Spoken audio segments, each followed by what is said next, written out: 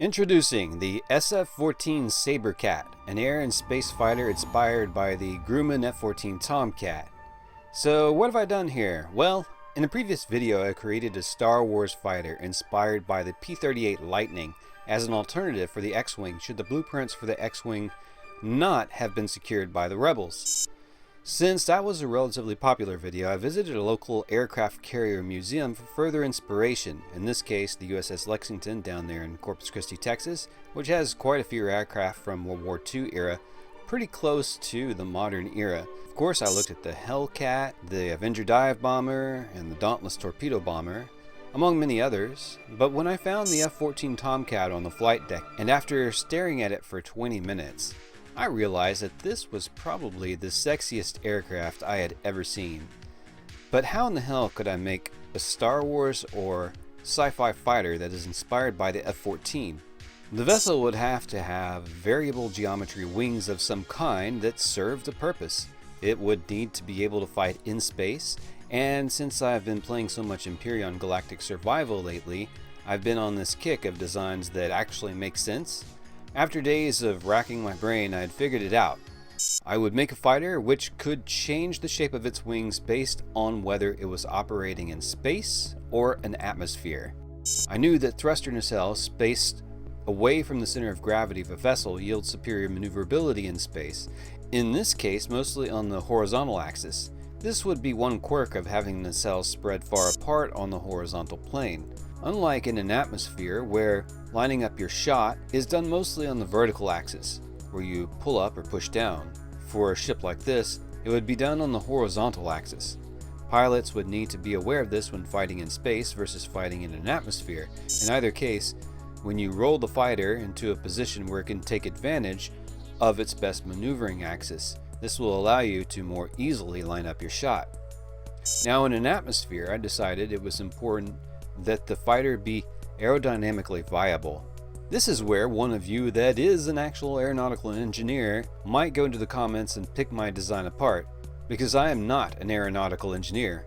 But in this process I've learned a lot about the F-14 Tomcat and what made this beautiful fighter so great. Let's go over that briefly. The most distinguished feature of the F-14 Tomcat are the variable geometry wings or swing wings. This concept had been around for a while when the F-14 was designed, but the F-14 was perhaps the culmination of this. When the wings are extended, you get better low-speed performance and control. You also get more lift, which is handy when taking off or landing on the short runway of an aircraft carrier. F-14s also needed a decent amount of range and speed. Their purpose was to be the defenders of the US fleets and be an interceptor of sorts. This also meant they needed speed. They also needed to carry weapons that could eliminate airborne threats from great distances, which they carried in abundance in their AIM-54 Phoenix missiles. Of course, opponents as advanced as the Soviets also had aircraft that could close the distance on F-14s, so they also had shorter range weapons such as AIM-7 Sparrow missiles, AIM-9 Sidewinder missiles, and the M61 20mm cannon should the need for a dogfight arise. In designing this SF-14 Sabercat, I first put big nacelles on here as a sort of hybrid atmospheric and space engine, and structurally they just quite weren't working. I shortened them up and ended up spending a lot more time on the structure of this thing than I had anticipated. Since I've been posting my progress on this design in the community section of this channel, I got a lot of feedback. One person pointed out in the community post comments that air intake should be in the fuselage.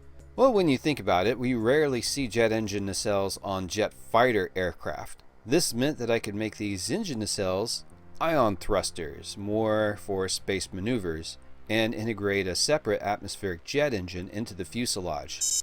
For further maneuvers, there would be various control thrusters on both the nacelles and the fuselage, which could be utilized for amazing maneuvers in space or in an atmosphere. Of course, having these bulky space-based thruster nacelles on here are a hindrance in an atmosphere no matter what. I can see how in some situations there is no reason to take the fight into space. It would be better in those cases to jettison the damn things altogether or leave them off.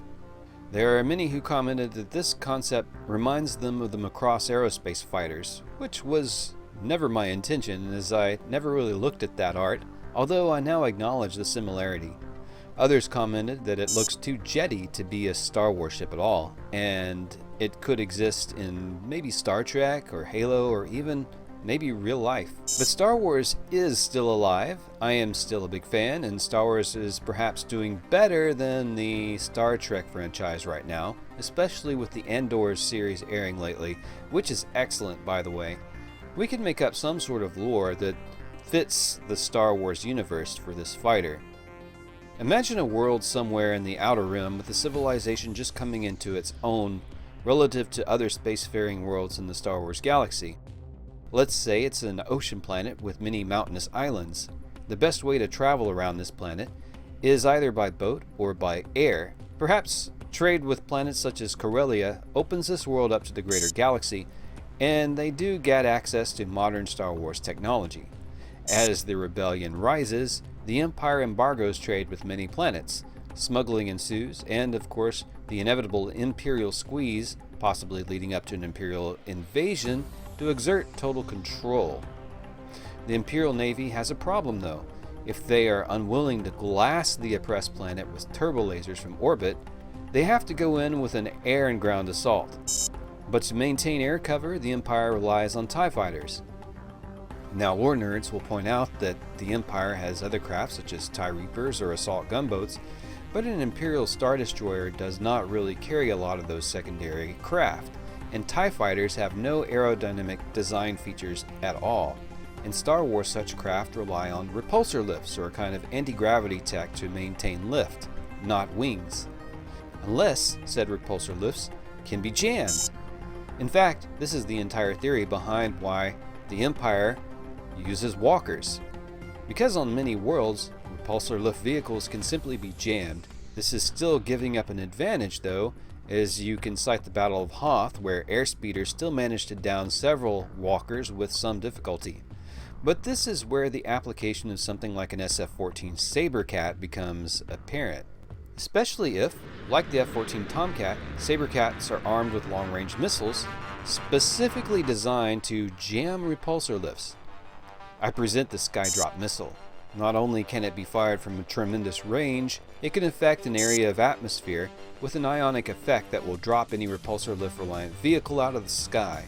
Of course, our Sabercat is also armed with laser cannons in the nose, and it can be equipped with shorter ranged air-to-air missiles. And if something gets on its tail, like a highly maneuverable TIE fighter, it has something like a chaff launcher that also disables repulsor lifts, which clears its rear from such attacks. Now, I did a couple of things to the design to optimize atmospheric performance. Again, let me emphasize that my knowledge of aeronautical engineering is far from professional, but there are a few things the F-18 Super Hornet has that the F-14 does not. The Super Hornet was the Navy's replacement for the Tomcat, and for many with much sadness, although the F-18 is not as fast, it has leading edge extensions in the wings, which gives the F-18 a greater angle of attack on the pitch than the F-14, essentially making them more maneuverable.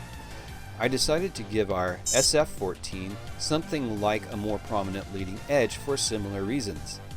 I do not believe the SF-14 would ultimately be as fast as something like an F-14. Just based on the aerodynamic design, however, it might be comparable or even faster than an F-18 Super Hornet. One more thing, the SF-14 Sabercat has a lot of mounts for various weapons on it.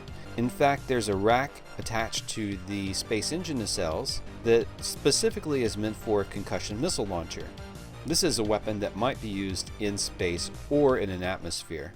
Well, space friends, I spent a lot of time on this thing, much more than I expected. I intend to throw this up on CG Trader for purchase and Sketchfab for a 3D view of the model. Links to both of these will be in the description. If I can think of a way to make a profitable YouTube video that features more of these designs, perhaps we will see the SF-14 Sabercat in more videos to come. I would love to hear your comments below. Be sure to subscribe, and until next time, space friends,